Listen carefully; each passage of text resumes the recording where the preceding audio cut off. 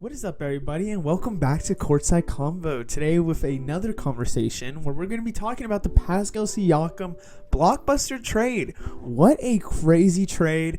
I cannot believe that the Pascal Siakam trade actually happened before the deadline. It was starting to feel like that Pascal Siakam was going to be a Raptor and that the Raptors could potentially be looking at re-signing him or something like that, which would have been shocking to me. I'm going to be talking about this more on Lesser Athletes. If you want to see more content with me, NFL and NBA content, not just fantasy, Lesser Athletes is where I will be at.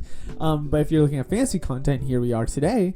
But then again, it is crazy to me that Pascal Siakam trade it just happened. It just happened because when you look at their construct with the team and how their roster was going, of course, the OG Anunoby trade, we understand, but they started to play a little decent, even with Pascal Siakam there.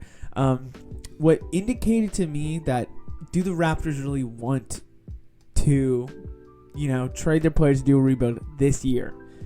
The indication of signing Jakob Poeltl in the offseason, not blowing up in the offseason when their pick you knew was top 6, protected only. So let's say they are the 7th best odds. Well, if they don't jump and go top 4, they're screwed. If some way, for example, if they're at 6 and somebody jumps them, they're screwed.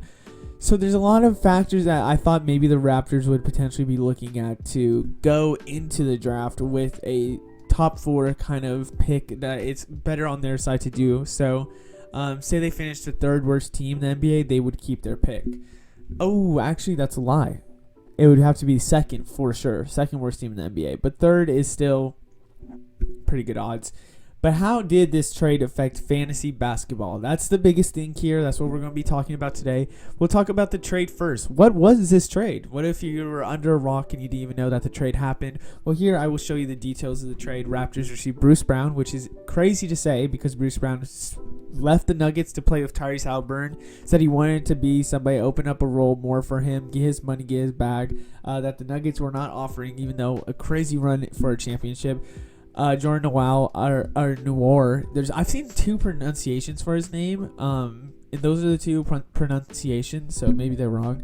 Kira Lewis from the Pelicans. He's been destined to be traded. I think that also let me say, Pelicans are our 3rd team in here. They traded him for cash only, and what a masterclass by the Pelicans. Let me just say that quick. What a masterclass by the Pelicans where they were able to get off Kira Lewis that they were wanting to for a while, and they were able to go under the luxury tax. Perfect trade by the Pelicans, fit in perfectly. 2 2024 first-round picks from the Pacers, 2026 first-round pick from the Pacers. One of the first-round picks is going to be the worst of the... Okay, let's see if I cook here, right? Jazz, Rockets, Thunder, or Pacers. I don't think the Clippers are involved in that. Maybe the Rockets are involved. No, I think the Rockets are involved because I remember they did some type of trade too. It's the worst pick out of all those picks. So the Thunder would get the 2 best. The Pacers get the worst. And in the middle somewhere, somebody else gets another pick. 2026 first round pick from the Pacers, unprotected. So this is their only pick. Well, I guess, and the 2024 first. Only pick that is going to be unprotected in the future, which is going to be interesting. There's a lot of factors that I'm not going to break down in this video because it's not a breaking down the trade video. You can look at Lesser Athletes for that. I'm just going to say that is a very interesting idea. And what do the Pacers receive? Pascal Siakam, future 2nd round pick via the Pelicans. So I think excellent trade on both sides. I'll go in depth more on Lesser Athletes. But definitely a good trade right there. So how does this affect so-and-so player? First, we'll go with Pascal Siakam. Honestly, the big name in the trade, the person that all the assets were for. When I'm looking at this for Pascal Siakam, in my opinion, boosted. I really genuinely think that Pascal Siakam is going to play better with this. There's a couple reasons why. Scotty Barnes playing on the Raptors is starting to take away the touches. Pascal Siakam, I think playing with Miles Turner, I think playing with Tyrese Halliburton, I think playing with other players that are around there, Tyrese Halliburton has a ability to make players better, and that is from his playmaking, that is from his facilitating. So when you're looking at Pascal Siakam and what he's been able to do, I think that maybe assist-wise it might drop a little bit, but when you're looking at rebounds, when you're looking at points especially, when you're looking at just all other factors of Pascal Siakam, they work out perfect. Now, I keep wanting to break down this trade. I'm not going to break down the trade. I'm going to make you go to lesser athletes to go look at that.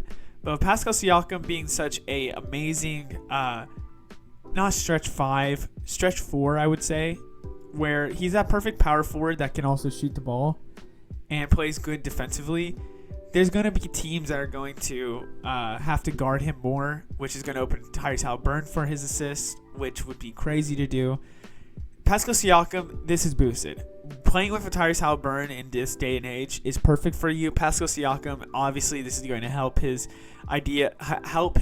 role. He played with, back in the day, Fred VanVleet, OG Anunoby, Scotty Barnes, Jakob Poeltl, and he still was fine. He still had good fantasy assets.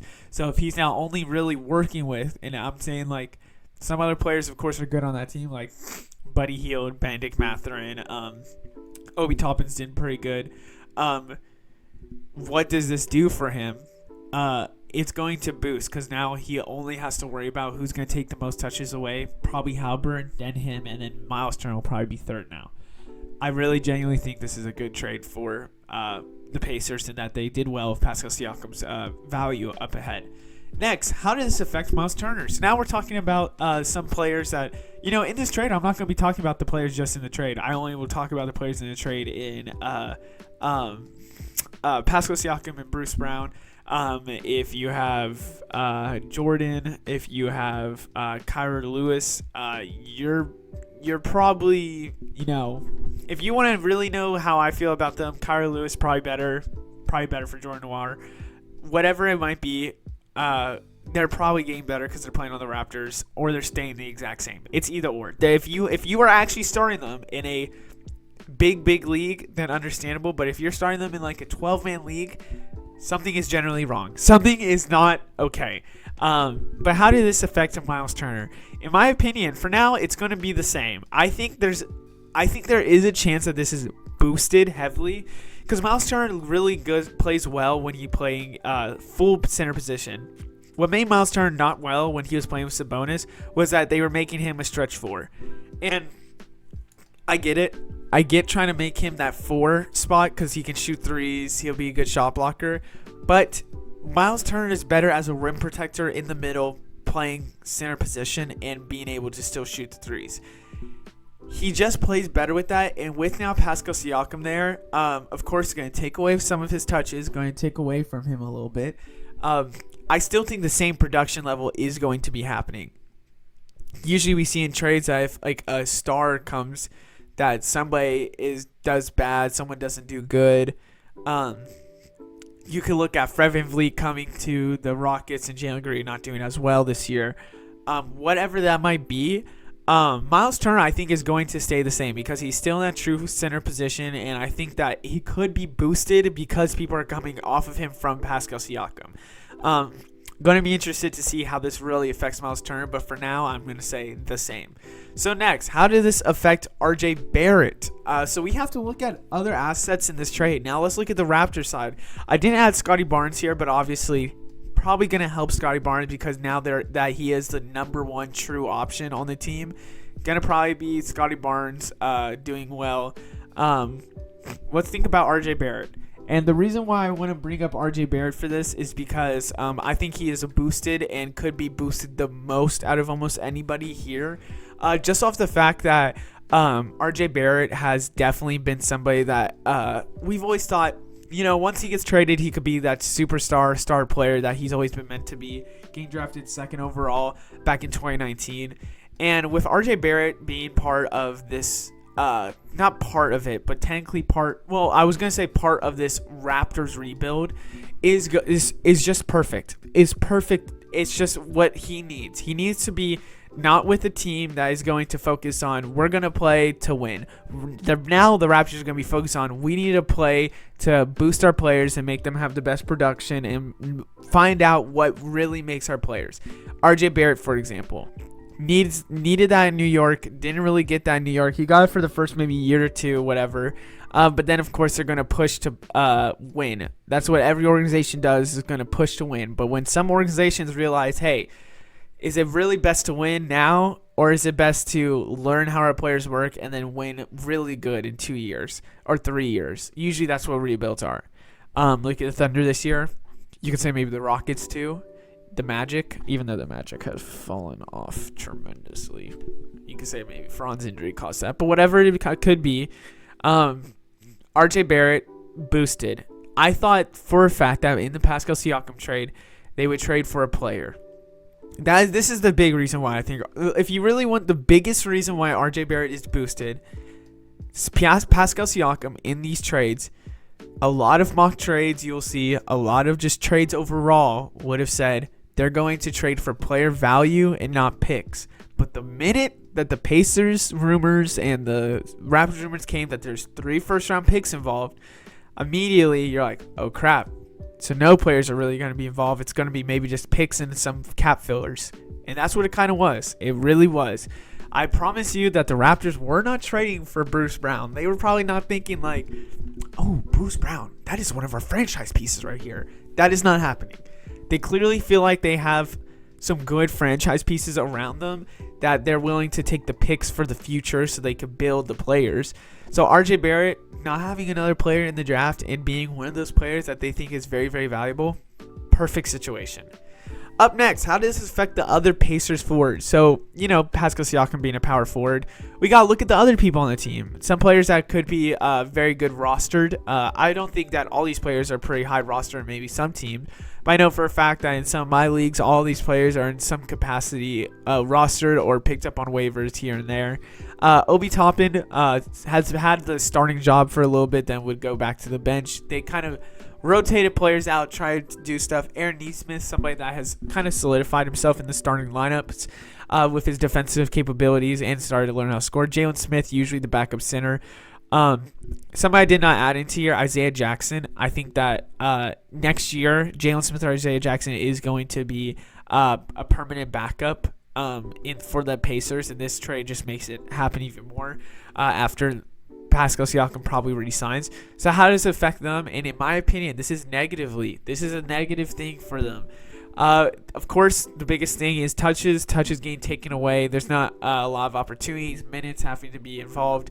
You could be looking at maybe, Bruce Brown left, Chadwell. So now that these players are Bruce Brown left, they have to add this. I would agree with you, but there's just, Swiss Army knife Bruce Brown is not a big enough player leaving that it's going to keep the same. I think they're going to just throw a lot of those minutes to Pascal Siakam while taking away some of those minutes away from Obi Toppin, Aaron Nesmith, Jalen Smith.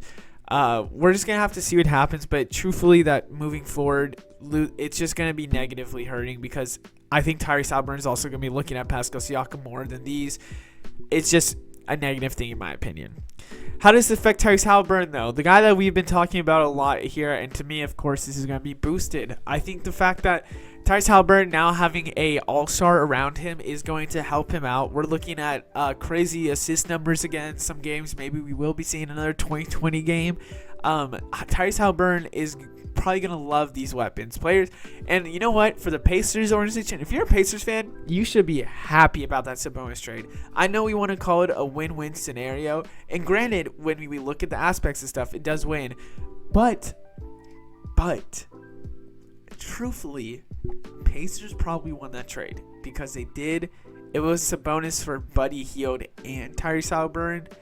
And Haliburton, in my opinion, is somebody that players want to play with. And if you're a Pacers fan and you have a player that players want to play with in a small market, oh my gosh. That is a crazy thing to say in today's NBA, that players want to play in a small market. And it's Haliburton's world, like, truthfully. So when he's, the playmaking, facilitating master, the new point guard, it seems like in the NBA today, having Pascal Siakam, Miles Turner, having still most of the weapons that you had, the ones that you lost were basically Bruce Brown the most. Tyrese Halliburton, you have to say, has boosted value, especially that teams are not going to maybe think about, and generally teams don't do this, but they still might think about double-teaming Tyrese Halliburton. Now they're probably thinking, okay, well, we can't double Tyrese Halliburton because who are we going to leave open? And we can't really leave him open. They're probably thinking like maybe Aaron Nesmith, but then Aaron Nesmith gets the ball, opens up another side. Somehow now it's a one-on-one with Pascal Siakam and somebody else, or Miles Turner. So Tyrese Halliburton, truthfully, I really like his value now. I am saying that Tyrese Halliburton is going to be a better player than he already was, and that's probably shocking to some of you. How did this affect Bruce Brown? So last one on here, of course, somebody else that was involved with the trade, Brucey Brown, one of the better guys in this league, I think better role players in this league. Like I said earlier, Swiss Army knife, where it feels like he can do everything, played every position, which is a true fact. If you probably look at any time he's ever started or just played in, he's played every single position. He's talked about it, that he never thought that would be a capability that he's done, but he did. Bruce Brown, for me right now, you might be saying boosted, and I understand, but I am honestly saying that it's boosted for now. I do think it's boosted. Don't get me wrong. I do think it's boosted because when you're playing on a Raptors team that okay, let me fully explain this actually. The Raptors being a team with how Masai Ujiri is, I really think that the Raptors are going to play Bruce Brown in that 27, 30-minute range, be a starter on their team because he just fits perfectly. I think the starting lineup would be of how they've been doing the other lineups. Emmanuel quickly. I could see, honestly, RJ Barrett, Bruce Brown, Scotty Barnes, Jakob Poeltl, or trying to fit in Gary Trent Jr. somewhere in that small forward position, depending on how things work out. 25-30 minutes is Bruce Brown.